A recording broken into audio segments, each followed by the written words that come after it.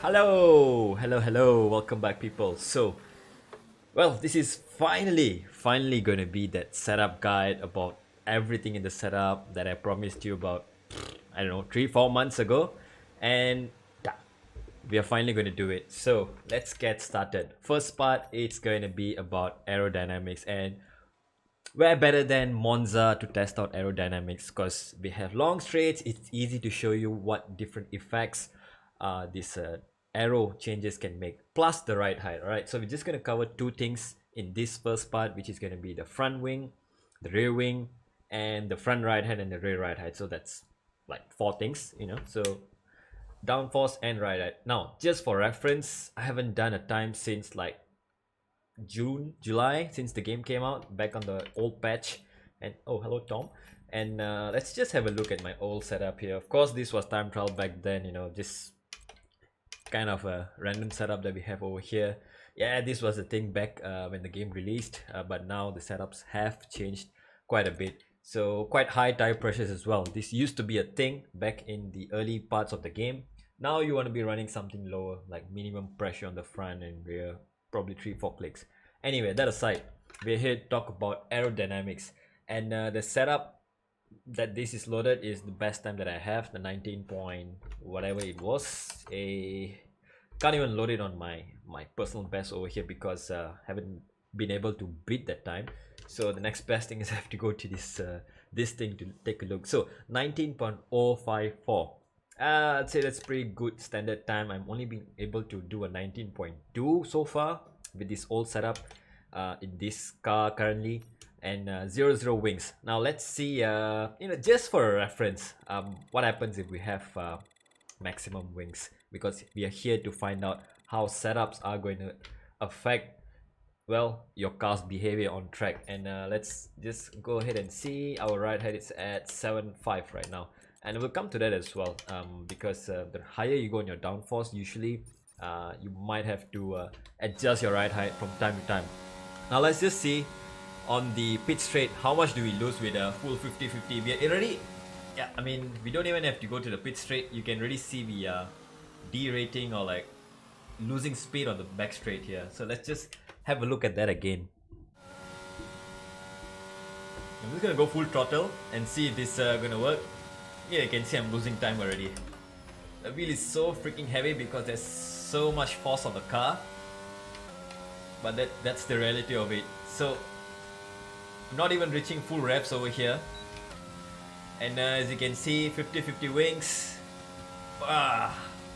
Painful. 303 kph. We are 1 second slow on the straight.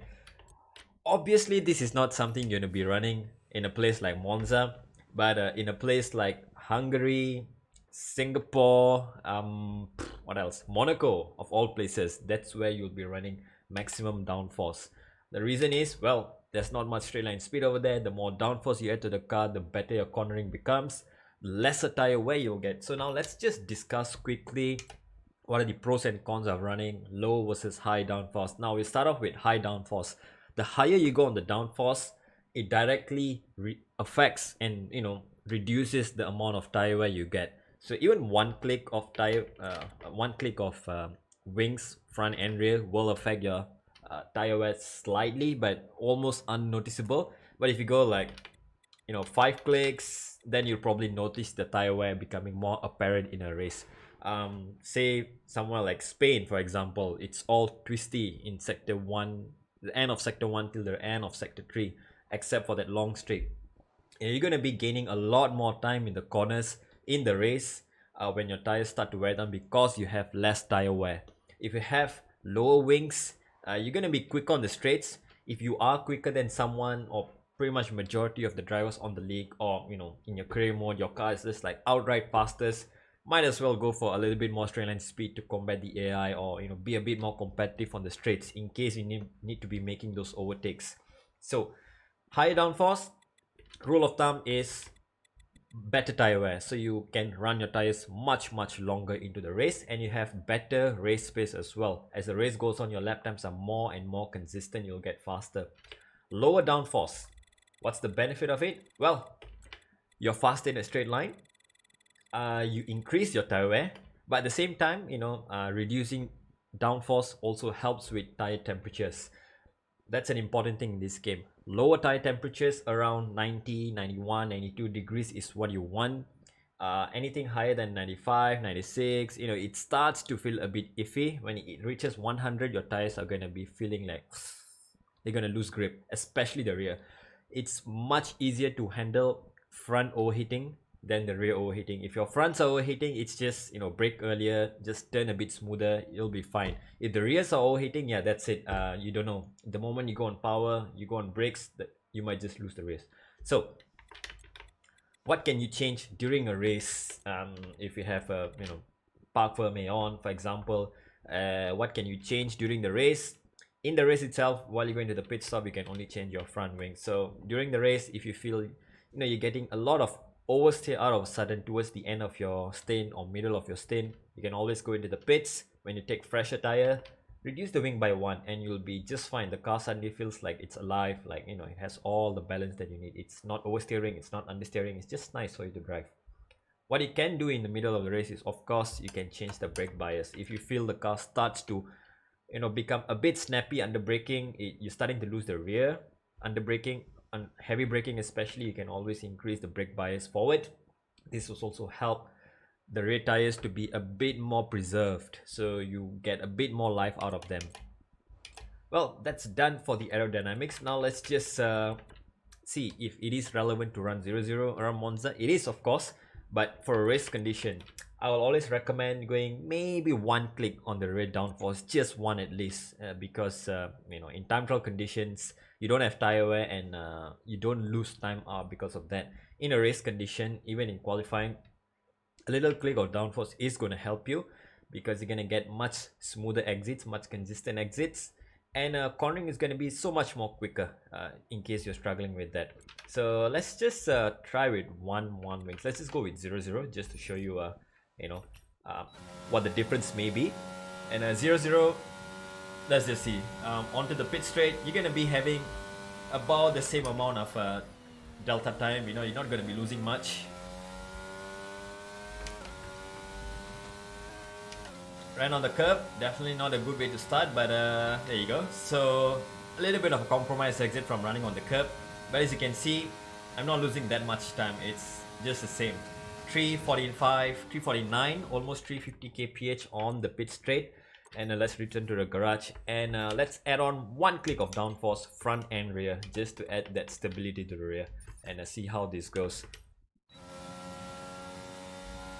I may be able to get a better exit, I may be able to get the same exit, and I don't know, let's just see what happens. I already know the result, but just to show you what is going to happen for your own experimentation as well. Try this out and you'll find out what really works for you on certain tracks, and depending on the setup. So right off the bat, about the same-ish exit, but you can see we are losing a little bit of time on the straight. 348 as we approach the end of the braking zone, the start of the braking zone. So 1 kph loss, I'm losing about 0.02, so 20 thousandths. Not much. It's not much. In qualifying, it may matter a little bit, but you'll gain that back in the corners. On the corner entry, you'll have more grip on the braking, and you'll have more grip on the exit, and that will help you. And throughout the race, your tire wear is gonna get worse and worse. As you're driving, your tires are gonna wear down. Having extra downforce reduces your tire wear, so that means over a stint, your lap times are gonna be much quicker compared to running lower downforce. So that's always the advantage of running slightly high downforce. The bad side of running slightly high downforce is your ERS regen, your ERS recovery is going to be slightly compromised. 0-0, 1-1, you will not notice the difference unless you're the kind of person who just spams the battery every corner, every straight. Then no one's going to help you. Even negative 1000 wings is not going to help you with your ERS regen. So that's one way to look at it.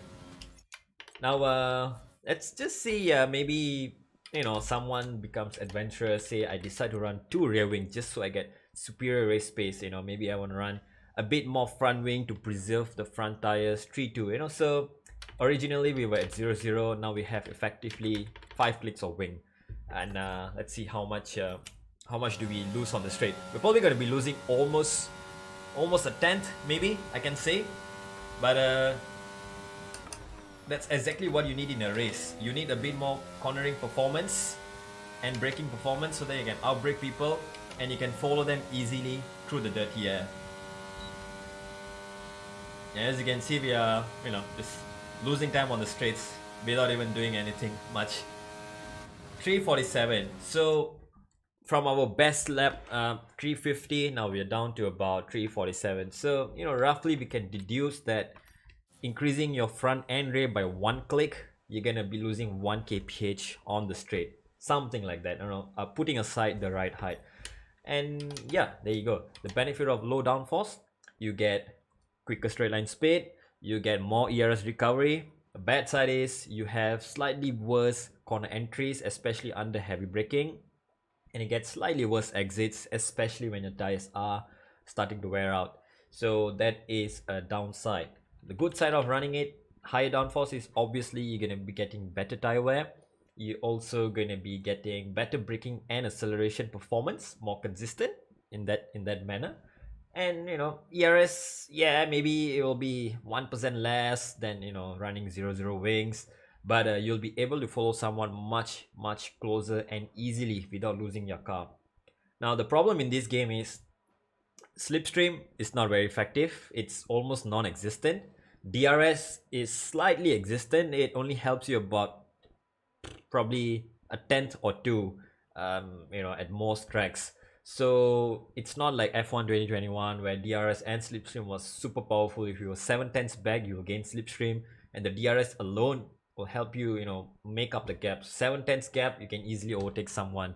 In this game, you really have to be within 4/10 or 3/10 on the exit of a long straight to even make a move with enough battery. Battery is super powerful. If you have enough ERS in reserves, you can always defend from someone who has DRS and a bit of battery. So that again comes down to your racecraft, race management. Do you want to immediately go for the overtake, try to pull away, or do you want to sit back, regain your battery, wait for them to make a mistake, wait for their tires to get worse than yours, and then go for it? Again, you have to decide. Now downforce is done. We take a look at ride height. Just ignore the suspension and anti-roll bar. I'll come to that as well. That slightly affects the trail line speed. Well, I'll come to the suspension video. Ride height. Generally, the higher you go on the front ride height, it's going to increase your straight line speed because you're introducing negative rake. Now let's say, oh the hell, so many spare phones over here. Let's just make use of it. And this is the road, for example. All right, and then this is the tarmac of the car, or tarmac, the road, whatever the road is, right? And this is your car, for example.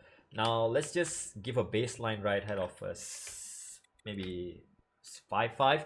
So theoretically you're going to be having the front and the rear raised up the same level. So as you go through the track, speed is building up. Whenever you have speed building up, the car gets compressed. Suspension and all that stuff also affects how much your car is going to press onto the ground, right? But let's say at 5.5, this is 5.5 for example, you're going to be having a bit of clearance, and yeah, you should be fine. It's pretty safe to run 5.5 on all tracks in this game. Now let's say what happens if you go down 1 on the front ride height. So effectively you are dropping the front and you're creating a bit of rake, like Red Bull in 2021, right? It runs a lot of rake. Benefit of running rake is now the front of your car is much more closer to the ground. It increases the grip that you have on the front. It allows the rear to move a bit more, but it introduces a bit of instability in high speed. That's the problem. It can also help you to get your car rotated in high speed, but if you have too much rake, then you're just making the car very slidey all over the place. In this game, you don't really want to be running any lower than 4 or 3 at most tracks. 4 probably is the lowest you'll go, because you go any lower than that, it will start bottoming out. The front of the car will be scraping the floor, as you'll hear in the when you go driving the cars. You'll hear that scraping sound. That's what's happening. The front of your car is touching the ground, and you're constantly losing airflow, and that is causing loss of time. Not ideal, especially in a long straight like here. That's for the front ride height. Rear ride height, on the other hand, let's say this is the rear. If you increase the rear, it's effectively you're creating rake as well, but you don't want the rake to be too high unless it's a very tight circuit like Monaco, Hungary. It makes sense, so you get your car turned in at slow corners. Singapore as well, and maybe Mexico. But at some tracks you want to be running the rear at, you know, maybe one click lower as well. You can go down to 4. So what that's going to go, it's going to create negative rake, so the rear of your car is going to be slightly lower. The benefit of that is, of a negative rake setup in general, not specifically to this game, in general, is that it will create a bit more grip on the rear, and when you accelerate there's more mass towards the rear. You know, it may help with traction, and lower ride height on the rear helps with improving straight line speed, but not too much. If you go too low again, you know, like I said, if you have too much negative rake, it's gonna make your car swing like a pendulum. But if you even go too low, like in real life, if you go too low, it's gonna be scraping the floor, clack clack clack clack clack. It's gonna happen. You're gonna lose a lot of airflow to the rear of the car. On the straight, that's fine, but in the corners you're going to be losing downforce on the rear, and that is going to make your rear slide. So that's a little demonstration that we can do theoretically, and now let's just have a look at the practical aspects of it. And we started off with 7.5 ride height, which was technically, you know, the setup that I ran. Let's just see what happens if we run the ride height on the front at 1 and at 11. How much does it affect your turn in, and how much does it affect your straight line speed?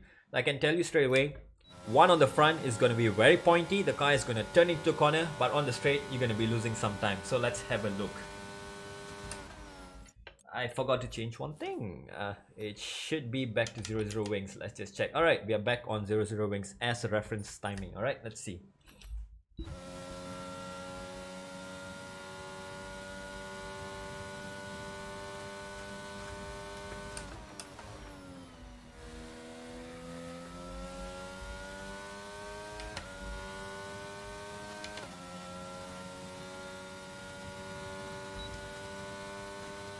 And as you can see, you know, we are on 00 wings, but we are already losing time on the straights because our front of the car is too low to the ground. So we are losing ground clearance, and we are constantly scraping the floor. That is causing you to lose a lot of time on the straights. Sometimes when you lose time on the straights, it's not because you're running too much wing, it's probably you're running too low of a ride height. It's useful in tracks where there's a lot of corners, but not in tracks like Monza. Now let's just do this test once again for consistency, just to see, you know, that wasn't a bad exit or anything. We're on the same setup with adjusted ride height only. It's pointy on the entry, it turns in, but as you can see, I can feel the car wants to step away on the exit because it's too low onto the ground. Yeah, full throttle, I'm already losing a lot of time on the straight. So you might think, oh, I'm running too much wing, but no, we're already on 00 wings. You cannot go negative wings anymore. So that's the case. Sometimes you need a bit of ride height in the game. Of course, it's a game. It's not going to be as perfect as in real life. So you're going to be playing with the rules of the game to make sure you're gaining time. Let's go on the opposite end of it and see. Increase the ride height. You will gain time, but I can tell you again, it's going to be a little bit understeered because you have too much ride height. It's not gonna be sitting onto the ground as close as you want. Yeah, it's already pretty bad on the entry.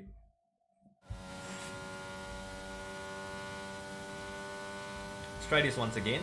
Go down the brake bias.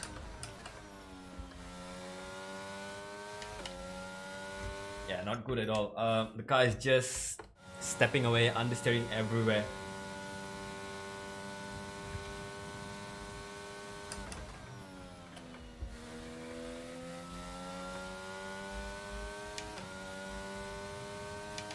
Okay, finally we got a better exit, I guess, and as you can see, we are gaining time on the straights. Wonderful, magical, wow.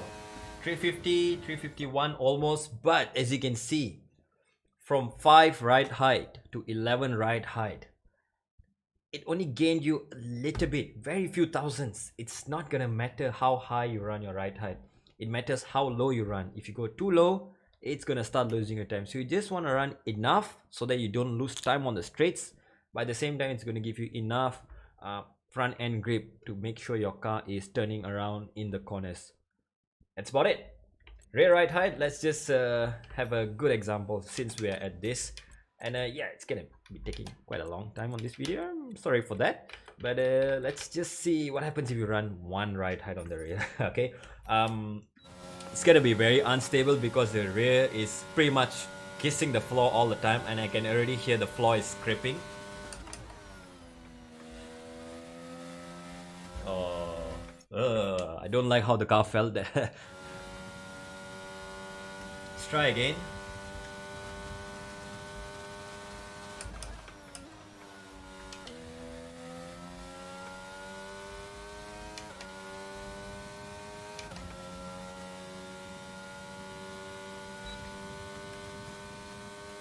Okay, you can hear, right? It's scraping, crack, crack, crack, crack, it's happening. Yeah, that is basically the floor. The rear of your car is touching the ground and you're losing airflow, and it's somewhat like porpoising in a way. You're losing straight line speed, but you're not gaining anything out of it as well. So let's try to find a better balance. Maybe we can try to go to 4. We just, at this point we're experimenting to show how I normally create my setups and how I find a good balance between what's okay and what's not okay for me to drive. Let's go to 4 rear right height, just one click, and see how much difference does it make. Is it going to increase my straight line speed a bit more, or is it going to make it worse?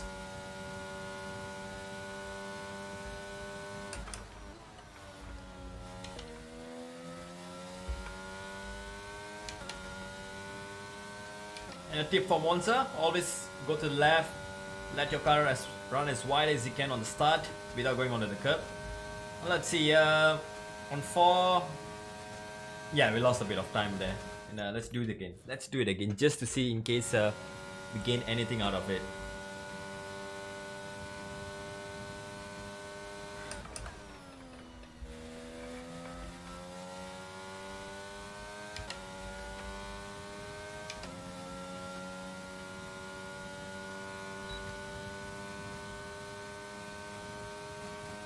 Okay, much better exit, but we are losing time as we reach the top end of the straight.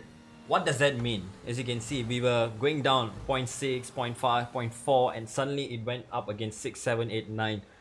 So we're losing that mini thousands there. Why does it happen? Because to some point, the floor is going lower and lower. You are getting less drag as your car goes low to the ground, but it comes to a point where the rear of your car, the floor of your car is touching the ground, and that's where you start losing airflow, and that is causing you to lose some time.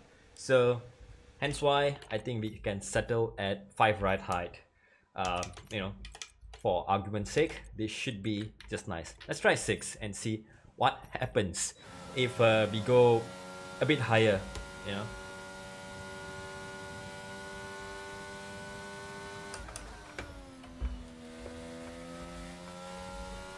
Oh, okay, immediately the effect of creating rake, like I said earlier, it's gonna help your car rotate in slow speed and also high speed.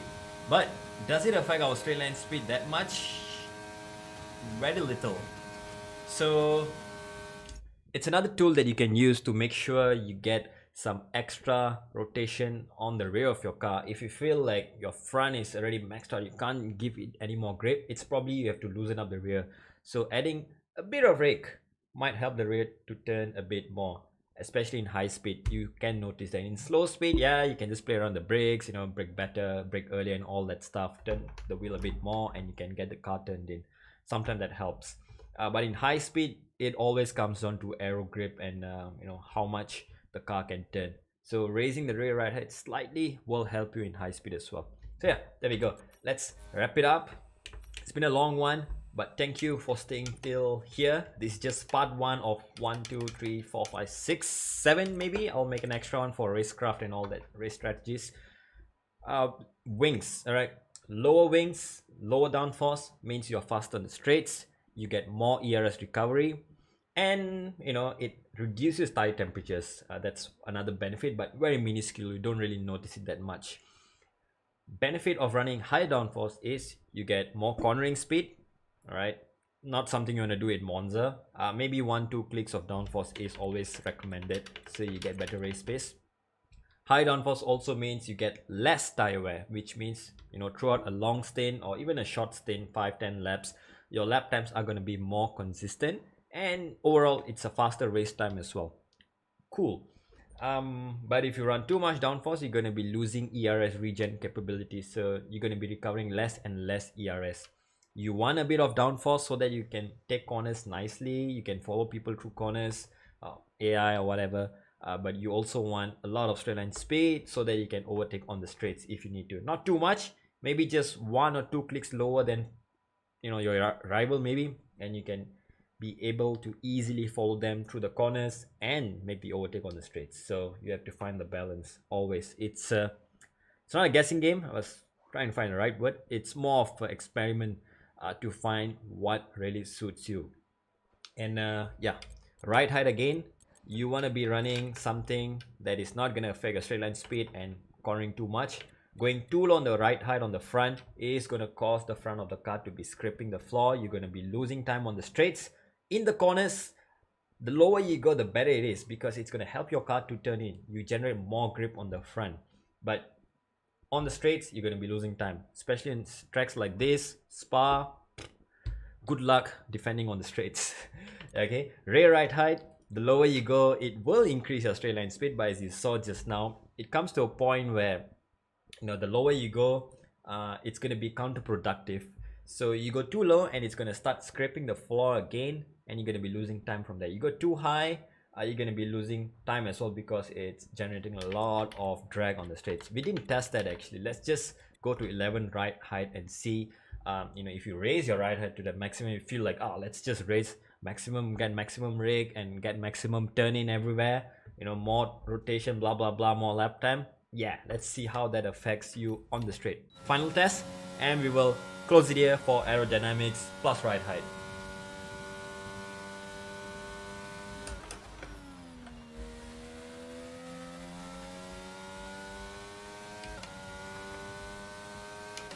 Wheel is heavy. I don't know why.